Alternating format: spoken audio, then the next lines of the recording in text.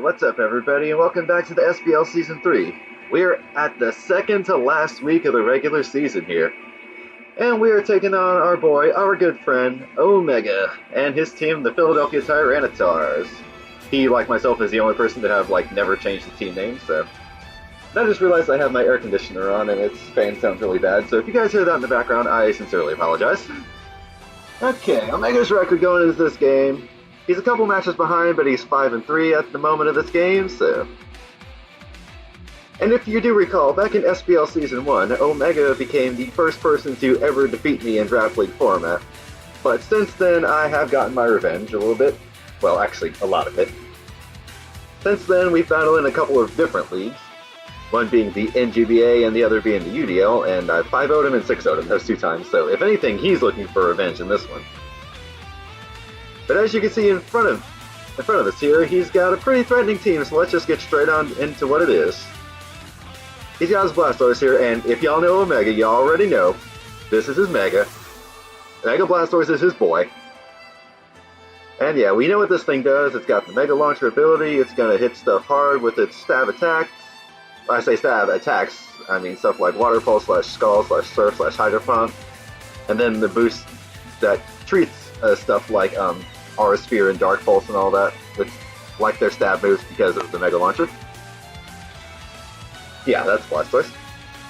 He's also got this Garchomp here, and he's been doing very well with this thing. Coming into the league, coming into this game, excuse me, it's like the joint kill leader in the league with Alios Victini, so... And seeing as we had Garchomp in Season 2 of the league, we know what this thing does.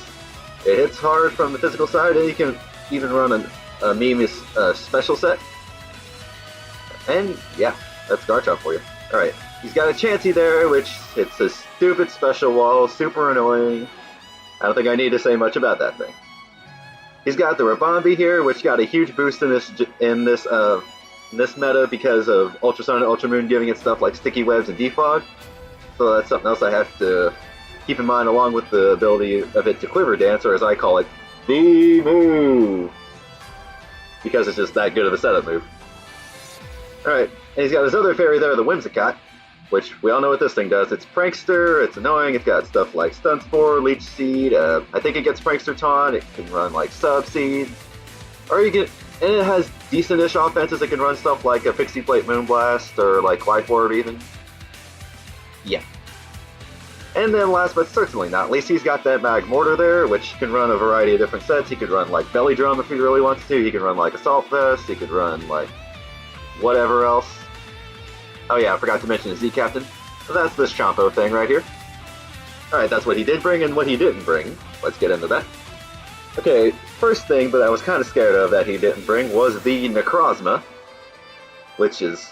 Oh my gosh, that thing gets so many moves, you never know what it's going to bring. It's basically a bootleg Mew in a sense, but honestly, in some ways, Necrozma might be better, but yeah, who cares.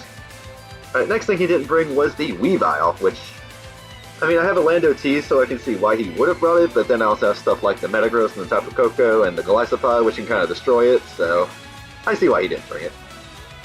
Okay, next thing he didn't bring was the Electivire, which is Zeppe's boy. That's his electric type, and it just kind of volt switches around everything, so, yeah. Alright, he also didn't bring the Golbat, which is another Violite user to go along with this Diancie thing here. And Golbat would have been, one of his better defog options. I mean, he has 3 potential removers right here, in Blastoise, Ribombee, and Whimsicott. Golbat's alright, though. And the last thing he did not bring was the Pangoro, which I've had problems with that thing in the past, so I'm glad not to see that. Alright, now let's get into what I brought real quick.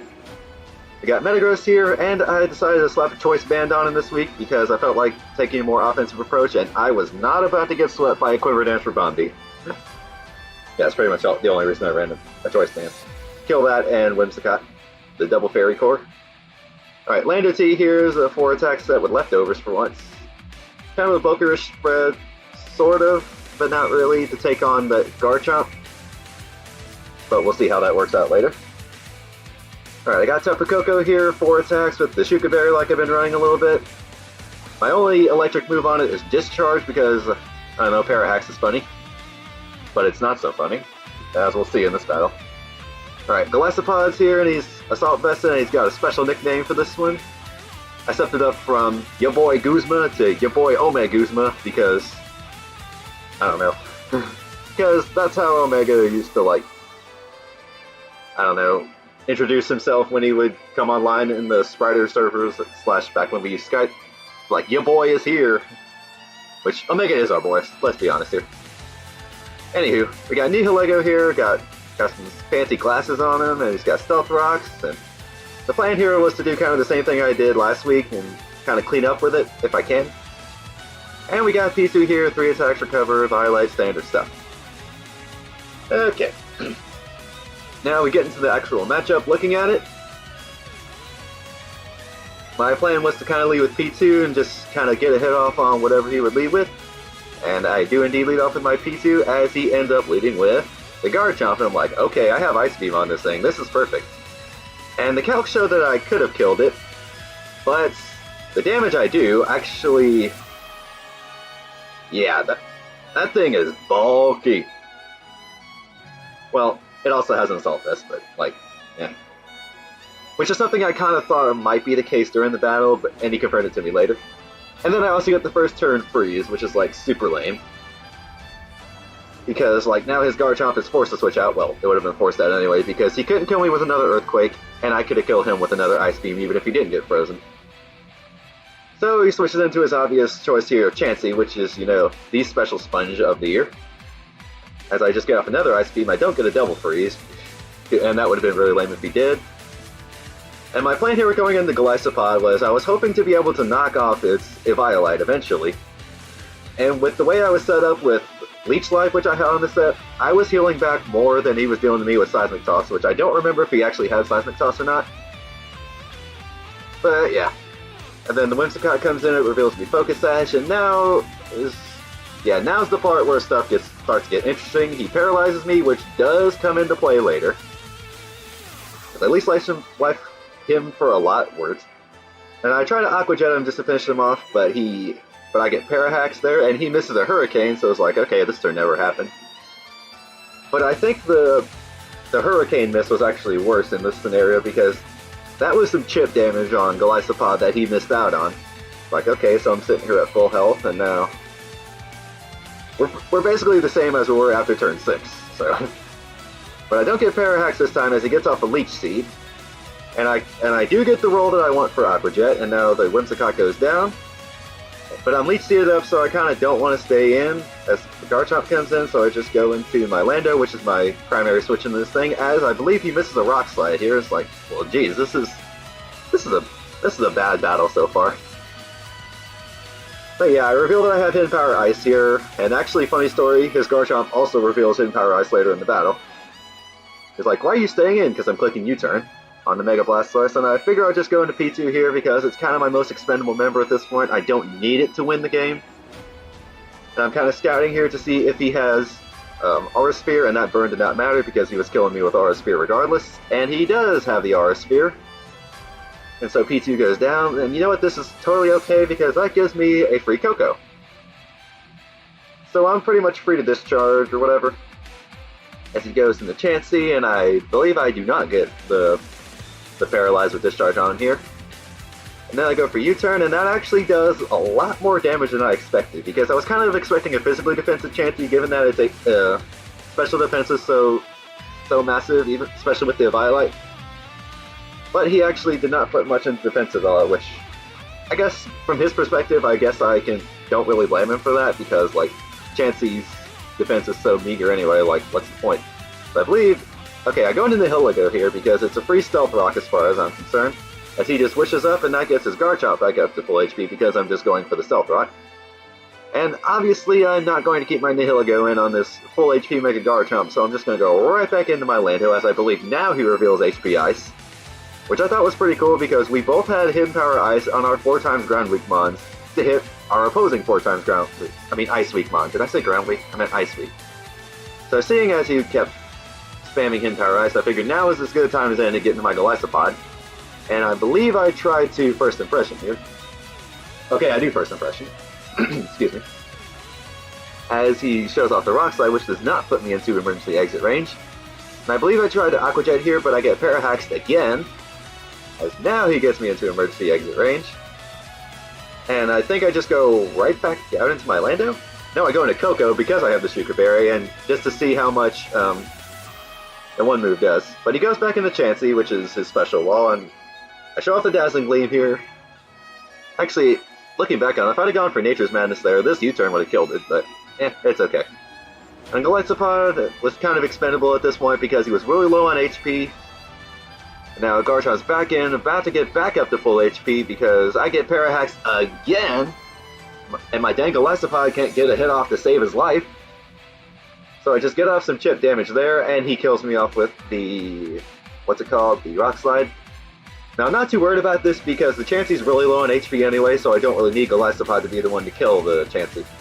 Okay, now I go into my Coco, get the Electric Terrain back up, and go for a Dazzling Gleam just to see how much it's going to do. And he freaking eats that.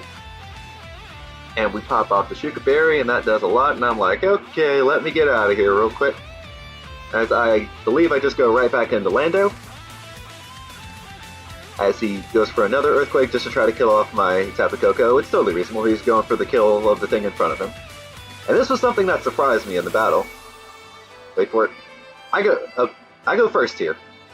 I saw the Earthquake, I got confused for a second, I was like, wait, I thought I went for HP Osmondson. Nope, I went for Earthquake. And I was just like, wait, I was faster? Yeah, he didn't have a lot of speed in this Garchomp at all. It was meant to be something to really take on stuff like my Coco and my Nihilego. Which, and I guess Moltres too, which was pretty dang good prep on his part. And you know what else I could have taken out? It could have taken on my Tangela too, depending on his set, because, like, I showed the last couple of weeks that Tangela was my switch into big, powerful ground types, but I figured I didn't need Tangela this week because of stuff like Magmortar and Whimsicott and Ribombee and Diancie. Even though those Leech Seeds I could have gotten off on Diancie would have been awesome, but I digress. Anywho, Lando gets a kill there, which is rare for the season, if I'm not being honest. Alright, now Ribombee comes out. And I go hard into my Metagross here because he's going to take whatever hit this thing can dish out me bar HP ground as he just Moonblast here, gets a crit, it doesn't matter. I actually don't Bullet Punch here. I go for Thunder Punch just to cover the switch in a Blastoise. And thankfully it's able to kill the Ribombee because I am Choice Banded. It was actually a roll depending on the spread. And now the Blastoise is about to come out here. And another surprising fact is, I was faster than this thing too. I mean, I ran a decent amount of speed in my Metagross, but he didn't have much of any speed at all on his Blastoise. And now we see the Magmortar here, I get off some good damage on that, as it does not die, and kills me off with a Flamethrower. And at this point, I'm free to just do Nihilego things, so I'm going to send out my Nihilego and win the battle like that, but oh my gosh. To be totally honest, this battle sucked. There was hacks on both sides, and it didn't feel like a clean win for me. Like, I'd have rather won without all the RNG things that happened, like him missing Hurricane and Rock Slide, him getting frozen with Garchomp, me getting Parahax like 3 times on Golisopod. But either way, it ends up a 3-0 victory for me, and with this result, and with a couple of other results that I won't spoil, we have clinched first place for the regular season, which is really good heading into playoffs, which we have also clinched. I don't know if I mentioned that last week or not. But yeah, we're guaranteed first place heading into the playoffs, and we will win the regular season, so I don't know, we might meme it up for the final week. We'll see. But anyway, Omega did have some really good ideas for this game, I'll give him that. It's just RNG kind of screwed him over, and it made this game kind of bittersweet. Oh well. Omega moves to, I believe, 5-4 now. We're at 9-1. Can we go with only 1 loss in the regular season? We shall see. And next week we will be taking on one of the new kids, Kittens. So look forward to that, and I will see you guys next time.